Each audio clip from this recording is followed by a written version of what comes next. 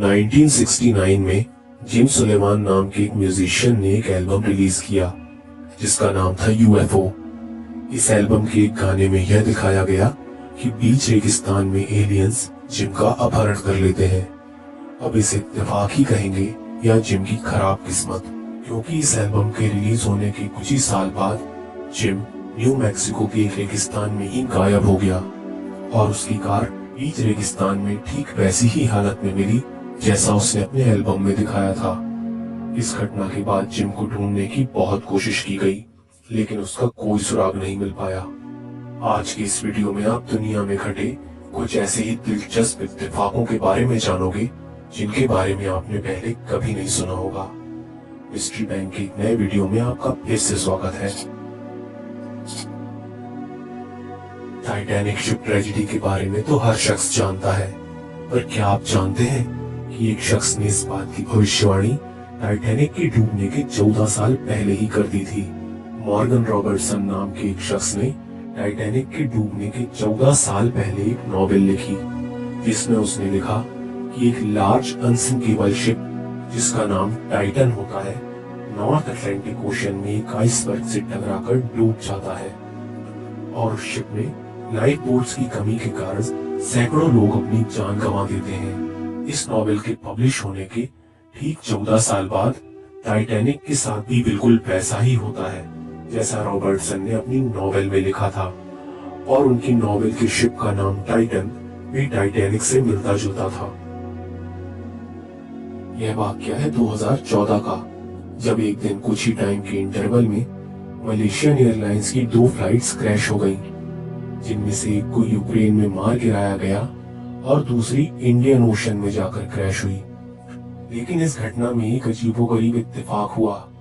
एक Dutch cyclist Martin D Jong को schedule के हिसाब से इन दोनों फ्लाइट्स को बोर्ड करना था, लेकिन अचानक उसे दूसरी फ्लाइट्स में टिकट सस्ती मिलने की वजह से वह आखिरी समय पर अपना इरादा बदल देता है और इस तरह से वह मौत को एक बार नहीं 2 बार मात देता है। 20 दिसंबर 1921 के दौरान हूवर डैम की कंस्ट्रक्शन साइट अचानक कोलोराडो नदी में आई बाढ़ की चपेट में आ गई, जिसकी वजह से एक वर्कर जॉन ग्रेगरी तिर्नी की बाढ़ में बह जाने की वजह से मौत हो गई, जो इस डैम के प्रोजेक्ट में हुई पहली कैजुअलिटी थी।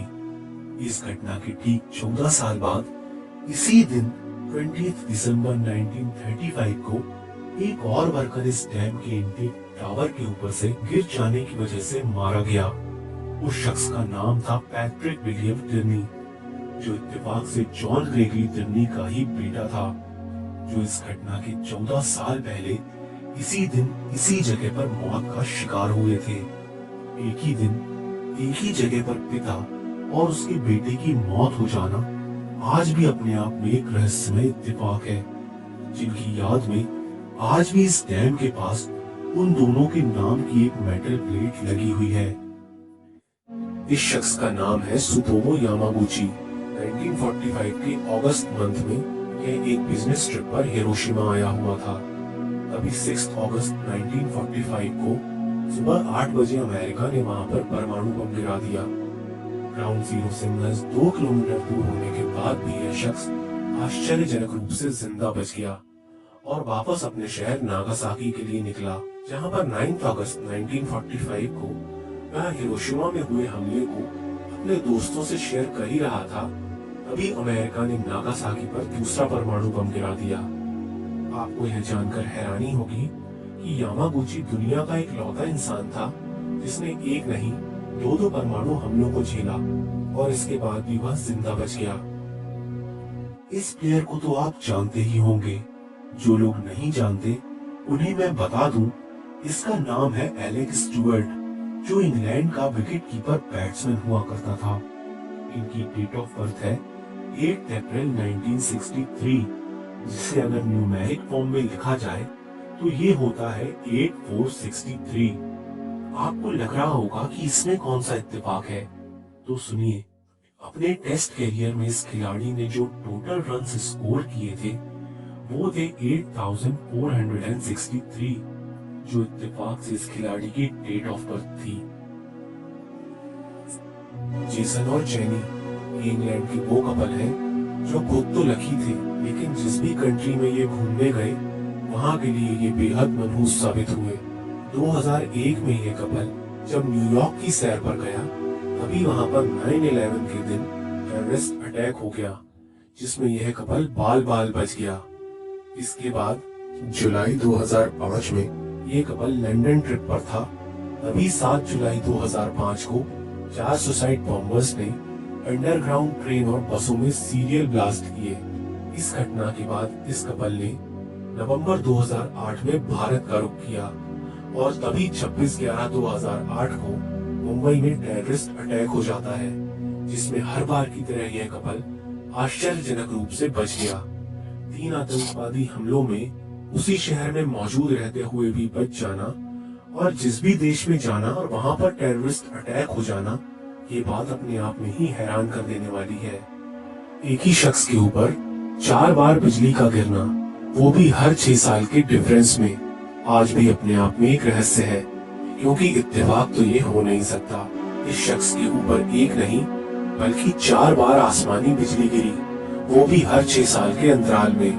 1918 में वो एक दिन हॉर्स राइडिंग कर रहे थे, तभी पहली बार उनके ऊपर बिजली गिरी, जिसमें उनकी कमर के नीचे का पूरा हिस्सा पैरालाइज्ड हो गया, लेकिन कुछ दिन में वो ठीक हो गए।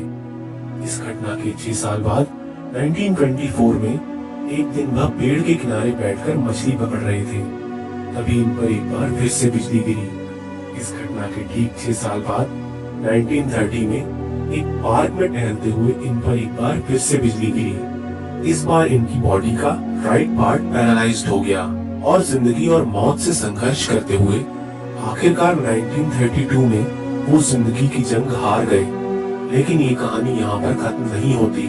1936 में एक बार फिर उन पर बिजली गिरी, लेकिन इस बार ये बिजली उनकी कब्र के ऊपर गिरी थी, जिसमें उनकी कब्र के ऊपर लगा पत्थर टुकड़े टुकड़े हो गया।